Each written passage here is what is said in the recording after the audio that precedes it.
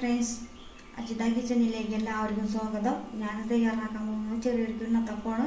അതിന് വേണ്ടിയിട്ട് ഒരു പാത്രം അരിപ്പൊടി എടുത്തിട്ടുണ്ട്, പിന്നെ ഒരു മുട്ട, ഒരു മുറി നാളികേരം, പിന്നെ 4 ശർക്കര, ഉപ്പ് ആവശ്യത്തിന്, ഏലക്ക, ഉണക്കമുന്തിരി, അണ്ടിപ്പരിപ്പ്.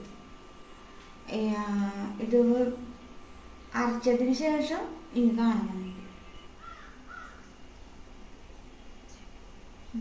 അങ്ങനെ നമ്മൾ മാവ് അരച്ചെടുത്തിട്ടുണ്ട്. ഇനി നമുക്കിത്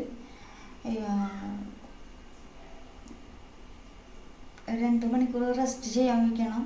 ഞാൻ നേരത്തോടെ അരച്ച് വെച്ചതാണ്. അത് നിങ്ങളെ കാണിക്കാൻ വേണ്ടിയിട്ടാണ് ഞാൻ ആ ഇൻഗ്രീഡിയൻസ് ഒക്കെ കാണിച്ചത്. ഇത് നേരത്തോടെ ഞാൻ ചെയ്ത് വെച്ചാണ്. കുറച്ച് പൊന്തണം, അതിന് വേണ്ടിയിട്ടാണ് ഞാൻ 2 മണിക്കൂർ 3 മണിക്കൂർ മുമ്പ് ചെയ്ത് വെച്ചതാണ്.